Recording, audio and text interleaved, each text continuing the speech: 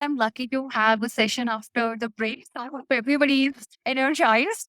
I would like to keep it really interactive conversation. So feel free to ask any questions. Don't wait till end. Research says that 95% of the products fail every year. Almost 30K new products are built. This includes startups and larger companies as well, like Google, Coca-Cola. So this is a research done by Harvard professor Clayton and published by MIT. Nobody wants to create a product that doesn't go well in the market. The main reason is these products are often not well thinking about the user. For example, Google glasses, there was no real user need. They are good to have, nice to have, but they don't establish a connection. So that's what we are going to uncover, how to build products that your users actually love. Little bit about me. I have three different careers. Started off as an engineer, did that for a couple of years. Then I realized I like the bigger vision. Moved to consulting, which helped me to learn a domain really quick. And then finally moved to Bay Area in 2014 and have been in product since then. Have worked for startups, started my product career with that, and then moved to larger companies. I have experience working with both consumer as well as enterprise products. Yeah, why should you tune in? I have global experience around 18 years of building products. I have spent some time building products in South Korea, India, like now US, and some other parts of the world. It helped me to understand people. Getting to know different cultures was great. I have learned from my failures as well as successes and can analyze what worked and what didn't. And through these pivots, it was an eye opener that sometimes, for example, one of the enterprise products which are very governed by some sales and customers, like one particular customer is asking for it and you go for it, then you realize that how to really pitch for the larger market. So I think successes help, but failures also help a lot when you have to pivot from them. And finally, I'm an advocate of raving fans. What I mean by that your customers become your advocate, where you don't have to spend money on marketing, but your customers bring more customers. That should be the goal of your product. So that's what I would try to cover in this talk today.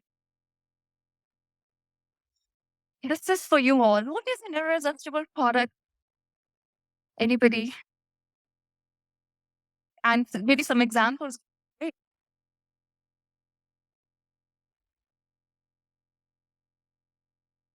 So, Rocket Money, a personal finance app that lets you easily track your subscription. It also lets you cancel subscriptions from the app itself.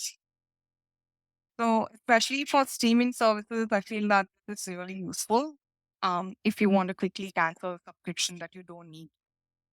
So what's the problem that it solves for you? That would make like there is no other product that is equivalent to that. What's the feel Yeah. that you Yeah. So when you log into the app, you're shown a screen that is just very easy to actually track and categorize all your expenses. So for me, if I want to cancel streaming service for a particular month, it's just easy for me to go to Rocket Money rather than go to each streaming service because I want to subscribe to a lot of streaming services for a particular month.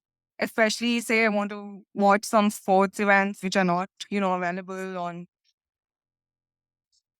say one or two services. So I want to subscribe for different events. And then for me, I think it's very useful. so the point I'm getting is that it removes that friction because usually the cancellation is hidden for different products. So it is one place where you can cancel. Anybody else? Thank you for sharing the example. Any example of a product that you think is great? Please go ahead. Which Amazon Prime. okay, I think that's we all know why. Yeah. Okay, now changing gears. A product is not so good, which you think, like, buy it, I buy it, or it doesn't go anywhere. Products which you think are not irresistible, but not good also. Any examples that come to the mind? Anybody?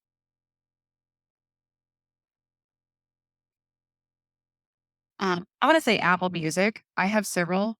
music apps, but I find like that is the most like not as user friendly as like Spotify or Amazon Music app. It's just, you used to buy your music. Now they have streaming services. It's all mixed in. It just doesn't seem as seamless as other apps that do the same. Cool. I am an Android user, so can't really comment on that. But examples I generally bring in is like Netflix. We all know that how much user research they do, how they display and promote their content, as well as the recommendation algorithms are built on all the data research. Similarly, I had Spotify as one of the examples. It really hooks the users. Then Tinder is an app which just changed the way swiping happens. Into that app that's using it's an inspiration. It set a new mark. So I think these are products which are irresistible products, and Amazon was on top of the list, and somebody already named that, where customer is the main focus. We all can really feel that. Like in Tesla, Elon used to say that build products that customers actually love. That's the main thing that was something that I carry from my tenure at Tesla. So that's what I always try to do, and hopefully share some stuff here. I want to ask you, there are different type of product teams. What the level of customer insights where your product team stands? So there are L1 teams which are very intuition driven, where decisions are based on gut that, yeah, we think this is something that customers will love, this new cool technology, we should definitely do, build something for customers. Here, they're focused more on shipping features rather than bringing outcomes. So that's a very first intuition driven L1 team.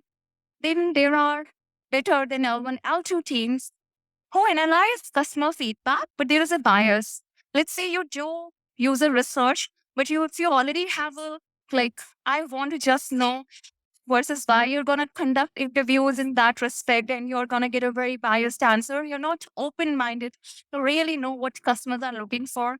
So that's what I'm trying to say, where there is a bias. And yeah, this reference is from Product Board. I didn't know they are here.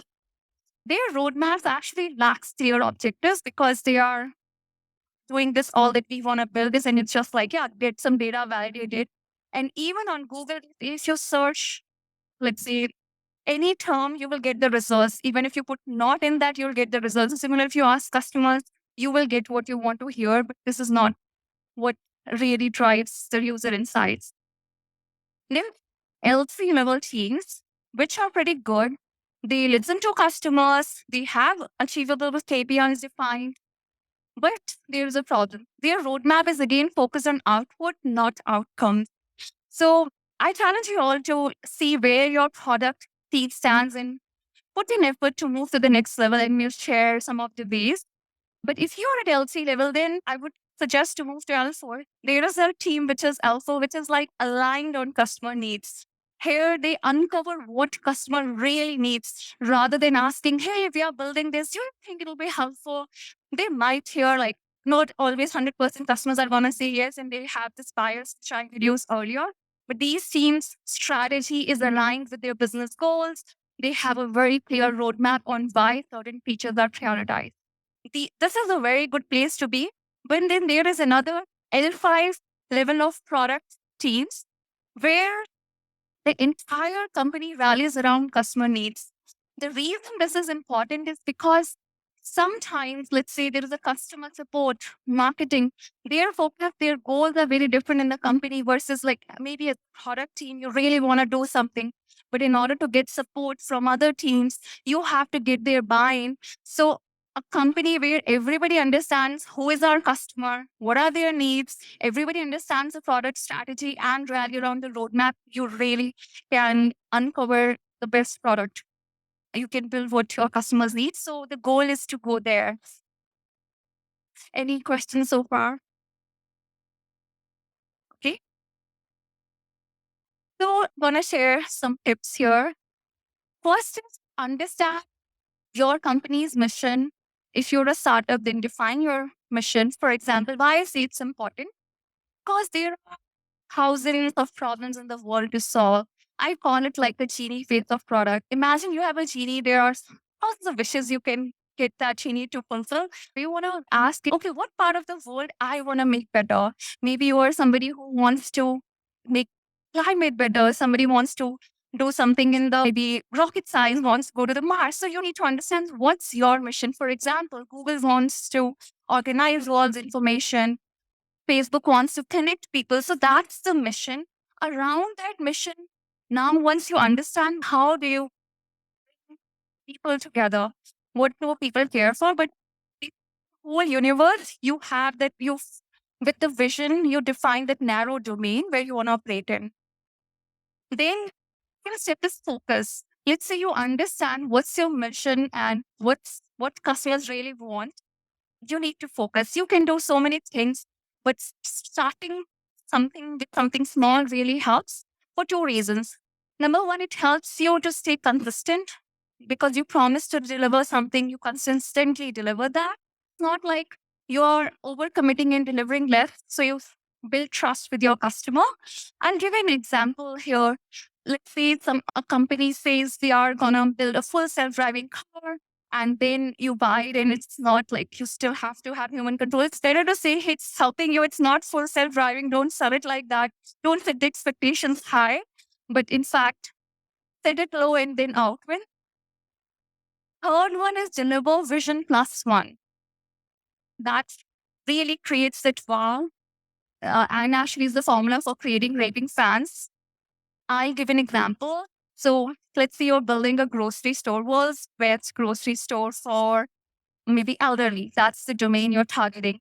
So you have a vision that, yeah, I want to make it super easy for people to buy groceries, and there is no other store on the planet like that. So you will have everything like, okay, we have the best quality groceries, the checkout is easier, the prices are definable, we have the best variety, things are easily accessible. But if you have to deliver vision plus one, what you do? An example could be maybe there are helpers for these old people who are walking along with them, helping them from the aisle. So it's like they don't even expect that this is possible. And once coming to the store, they're never going to go back to somewhere else. So this is like delivering vision plus one.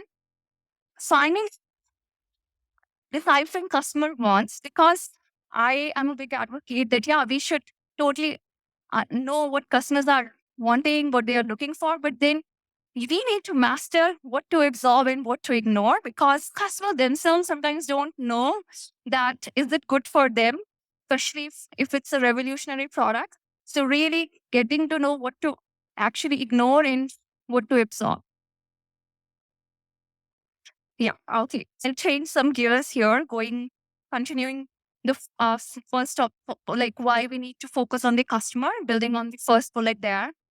There are various type of centers where companies are built. It could be competitor centric, where company's main thing is, okay, I want to look, let's say, Uber and Lyft. Like, okay, what is this other ride sharing app doing? I want to build my roadmap based on that and then do plus one. That's like a very competitor centric. There is a second type of company where it's product centric, which is great. That you're focused on new product development, differentiation. But I'll come like why customer centric is most important. Then there are technology centric companies where they have focus on building the latest technology, and that's where they want to like differentiate and build new products. Then, for example, we all know like companies like Kodak who were really good in technology, but ultimately failed. They were number one, but they didn't focus on customers, and then they were outdated. Fourth is business model centric. Example would be Salesforce, where they're focused on like take SaaS as a model and would continue to develop products based on that. And finally is customer centric company where the whole focus is on the customer, like Amazon. So here I want to say that all these five are great, but customer centric actually overrules every other center, because if let's say you are technology centric, product centric, it sustain for long if you're not customer centric. But if you are customer centric, you will anyway embrace that you have to look at your competitor, product, technology, business. You will look at all these different things and do what is right for your customer rather than just being very absolutely driven by these things. I've given an example here. They used to have this terminology that the world is like not, it's like geocentric, but we all know that was not true, and that was helping people for some time, but changing the center uncovered so many different things. So if your company is even today product centric, being a product person, I still say be customer centric and you'll say the differences. Okay. Jobs to be done. This is like very, I think, very overly used frameworks. Some people love it, some people hate it. I recently heard in a podcast, Jenny's podcast had different point of views. But my perspective is helps a lot if used in the right way. So, how to use jobs to be done in a right way to uncover customer needs? So, there are multiple type of jobs. Many people stop at functional jobs, like what customers want to do, but do they care about emotional, what customer wants to feel, and social? There are different needs of customers. So, if your product team or research team is focused just on the functional need, then I would encourage them to go and look at how people want to feel when they use your product. If there is some social status that they want to, like, that's how they'll become raving fans. If you look at these other angles as well. And also, there are multiple parts of job statement. Most of the research is focused on situation, also uncover their motivation and then outcomes. This way, if you use jobs to be done framework, it will bring in much more clarity on what people really care for, and you will have very informed product development process. Another example, so another thought is on the data. We all use data, but data can be very tricky. Analyzing data blindly can actually bring not good results and actually lead you. The challenge with data is that, so let's say there's an elephant in the room and you pick a data and you are looking for just one side of that. Even if you try, your goal is to look everything. I'll give an example here. So this is done by Kellogg. One of the hospitals wanted to replace their medical equipment and they wanted to create a business case that, yeah, it's gonna take millions of dollars. Should we do that? What's the benefit? So they collected data. They checked that if we were to replace these machines, how much time we are saving for operators. So they did classical A/B tests, let's say 100 machines where operators were using the older ones and they replaced some of those, the newer ones, same type of people. And the results were shocking. The new device was meant to actually perform better, save time, but it was opposite. They figured out that the data was proving that the older machine was taking 1.5 times less versus new. So they were like, okay, we should not have these new machines, whatever they're claiming, but it's just not working for our department. Thank God they didn't stop. So somebody was like, okay, this is like, why is this happening? If let's say I'm doing a photocopy and says that this is gonna do it in 30 seconds and the older machine is doing it in 1 minute. But when we do like we look at our department, maybe there are hundreds of people, and we analyze that overall the older machine is more effective. Just creating an analogy here. Would you just take it because data says that, or would you try to challenge? So they challenged it, and what we observed that there was a bias here. All the novice technicians preferred to use the newer machine, whereas people who were already experts were still using the older machine. So new people were naturally taking longer time, but they were saving time. If this new person was spending 2 hours on the older machine, he was spending 1.5 hours on the new machine. But an expert was anyways just spending an hour on the older machine. So there was a lot of bias in this data. That's why the problem here was they were actually linking both technician experience of data with the speed of device. So this is an example. It just happens in real life where we actually depend on data science that, okay, give me these results, but don't give them the entire picture. So as product people, I highly encourage you to really go and share with them that why do we need, and if their data is not proving, go double check and try to remove all the biases from that if there is no like correlation or anything or any such thing which is like you're correlating things which are not really related so you can make good decisions. I share a few real life examples where how I use these things as I've shared to create good products. So there was this enterprise product that I used to work many years ago. We all know that when you buy telecom services, the plans generally get cheaper as you add more line sharing with friends and family. So I'm giving an example here that first line is $50 and then each additional line gets less. So we were trying to solve a problem where the market segment was very cost conscious customers.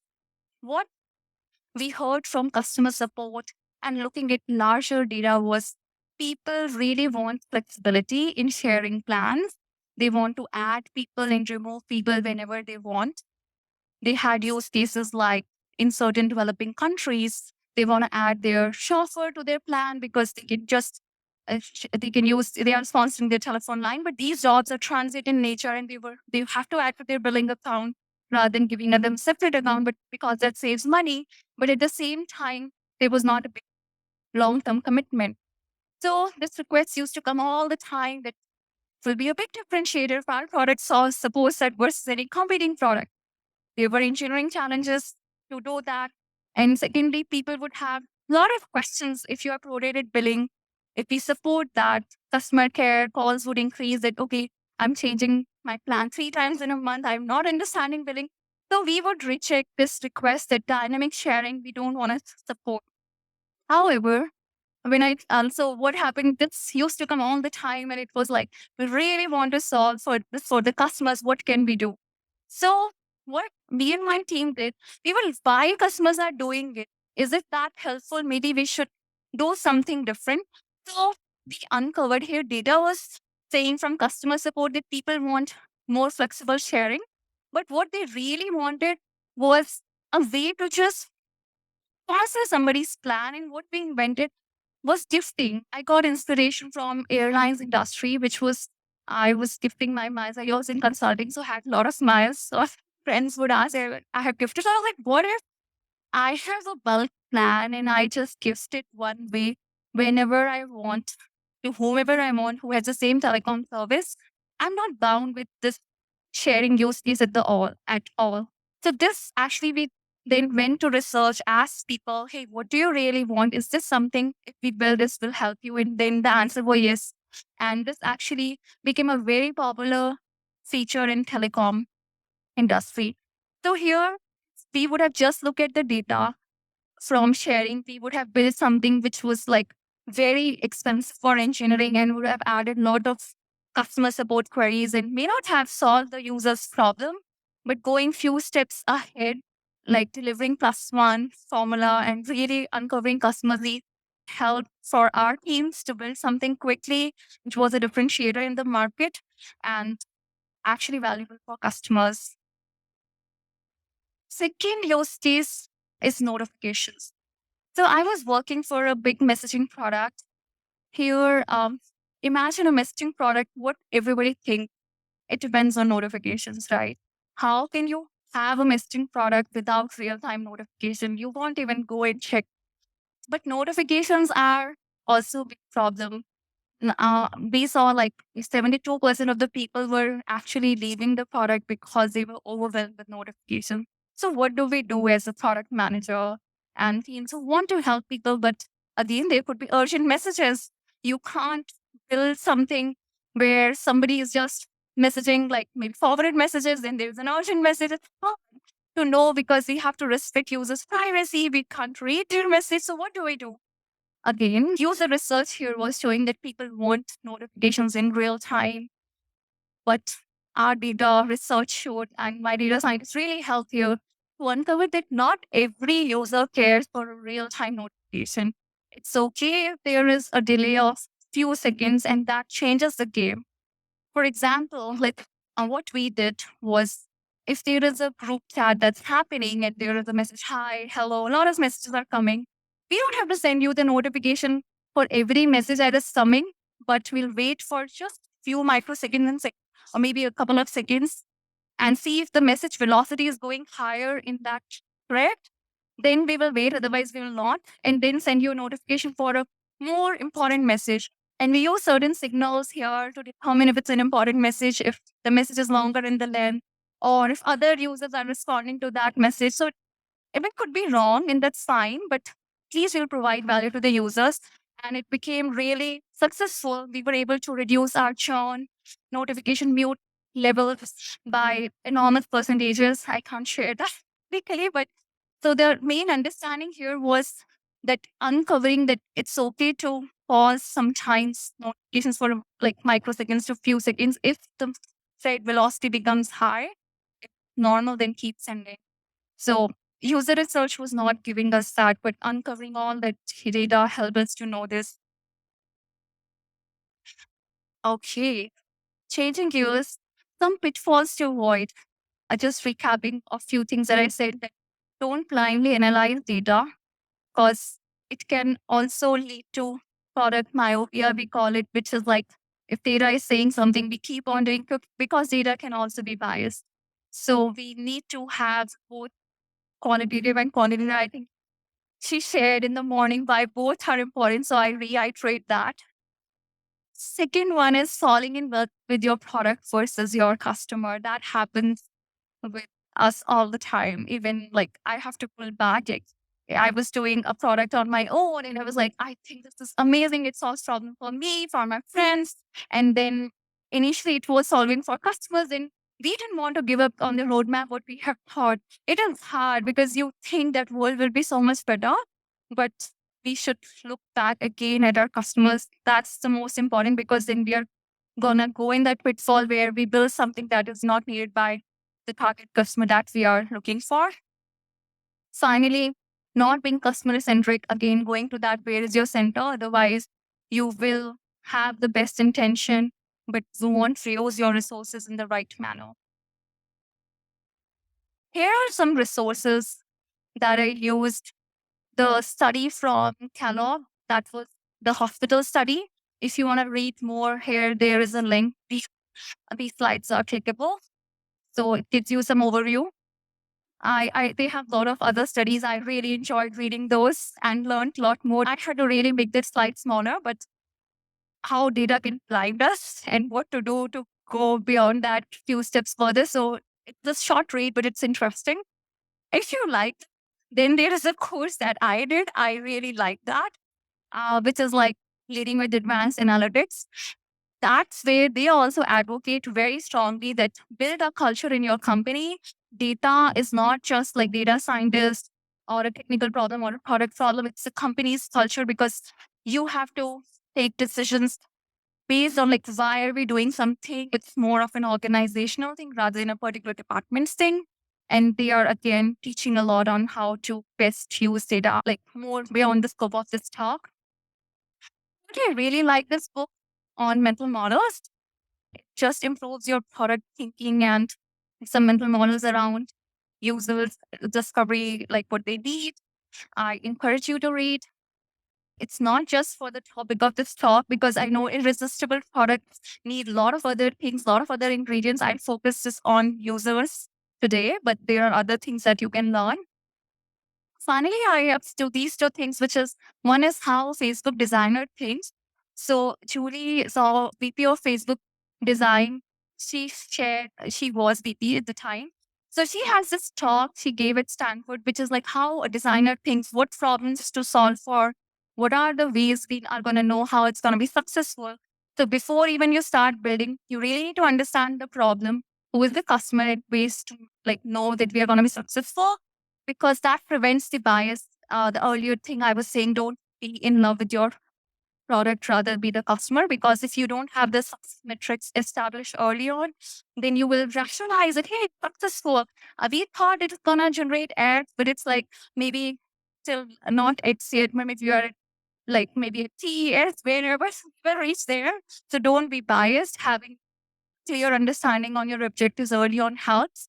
And finally, first principles thinking. This is what I I was learning every time when I was doing product management at Tesla. It's really the culture of the company. It helped me build one of the best products there. So I would encourage again to use that. It's not complicated, simple. First principles thinking help you to just keep asking why customers need this, why do we do that? Yeah, that's all for today. Open to questions.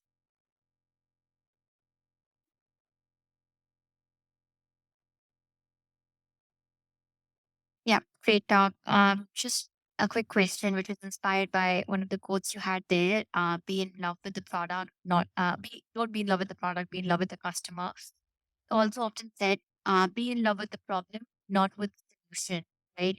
So I am just trying to understand when should one start striking a balance in terms of, talking about the solution with their customer, because that influences them and biases their opinion about should you be focusing on the problem when you're discussing your product solution, and when should you be focusing on the solution problem. Because I saw one of your examples where you the telecom plan sharing where you took the solution directly to the user, the problem. So what made you go down that route? Great question. So there are two multiple ways where we do user research. When you're initially thinking why, what to do, why are we doing this, then you focus only on the problem. You're trying to understand that, okay, I want to make the world's best grocery store. Going to that example, what are the problems that exist today? What would be something that make my users life easier? You don't also don't know solutions at this point. Don't start with solution oriented thinking. Just focus on the problem, ask the problems. So that's the first part of research. Then once you're doing solutioning, again, we are very agile these days. There is no point building the entire solution and then taking it to the market. You again do user research. That's when you present your solution to the customers because you think this is gonna solve that problem, but there could be hundreds of ways to solve that problem. Maybe you have devised a solution, and that's where you take users' feedback. That is it something that also resonates with them? Is it solving the problems you observe based on all your studies, like observability, theory writing? Like, okay, is this really solving the problem? And because sometimes you think maybe a product is gonna solve the problem like this, but users are using it differently, or they are getting another problem. That right? Many products introduce new problems, so that's where you test your solution. So, so there are like that's like separate from problem driven research and then solution driven research. Yeah. So my question was like whether the solution that you took user, was it coming out of your L1 thinking? Like was it intuitively just thought by the team? Or was it coming out of your L4 and L5 thing and then user? So in all transparency, at the time I didn't know this L1L, so I didn't know where my product team stood. It's like an older example. But that was an inspiration from airline industry. That's why like coming to these talks help us to uncover certain things which was not coming from the customer, not from our own team. This was like, okay, this another industry is doing like that. Even possible. So we just brainstormed in our company, like, hey, if that we can do, then we asked our users, is it something you would like to do? So this was like a joint effort to solve a problem. But the main success criteria was why it was successful. We really understood the user's problem. And then we were thinking, how can we solve it? So the solution was just like not born, but inspired and catered to our industry and got a lot of user feedback because it was a massive change, especially for a telecom product, which has millions of users. You're introducing something. So we wanted to have user feedback. Does it answer your Yeah, yeah, definitely. And I think this inspiration is really powerful because someone else also brought up one-click experiences earlier, which if you see is also inspired by your shopping experiences and the one shopping. Now they're being used everywhere from from reservations to booking, ordering food everywhere. So just love that. Q. I'm going to pick a final question for your final question. But Q. for a startup or small company, do you have any tips on how to gather or analyze data with a small number of customers? Yeah, this is the great classical problem. When you don't have data, how do you get the data, right? So here, let's assume that you are building something from scratch. There are no customers. I'm taking the extreme case here. Then also I would say go to market, get some data. I'll take an example. I was building this startup to help people connect with each other and have viable long-term relationships. The problem I observed is like that technology has helped us in every sphere of life, but not in sustaining long-term relationships.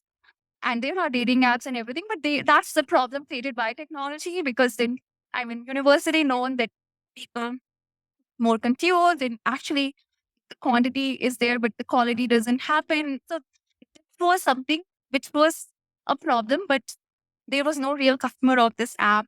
How do I know what I'm thinking and asking? I asked a lot of my friends and they did user research, and people were like, yeah, if there's a product like that, I would absolutely use it. The concept sounds interesting. But then they say, is customer gonna pay it? But most of these apps are freemium. So how do you know before you build it?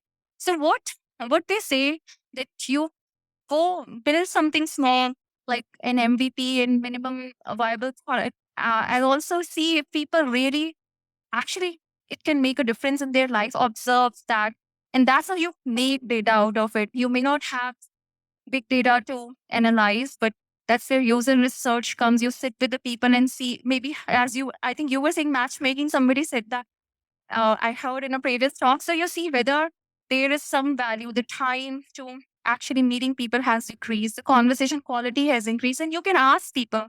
Maybe if 10 people are using your product, so that's where I will start. But I won't build everything in isolation and then maybe invest everything, and then I'll have to pivot if it doesn't resonate with customers. For example, there was a product which was around feedback, Yelp for people, where it was actually taken from the market on day one, where somebody might have thought this is really cool. We can know, like I can know how is this person? Is it like somebody I should trust as a friend? But then they were like, this is against privacy. There's a lot of bias who gives your feedback. See, I'm sure they didn't ask people, are they gonna embrace it? If they would have gone to the market, started like with a niche segment, they would have uncovered more data. So to summarize, I would say if you're a small company, you have zero customers, you still go out in the market, maybe don't spend money, go in a shopping mall. Some people just ask you, go to such events and give your product, ask your friends, collect data. One more round of applause.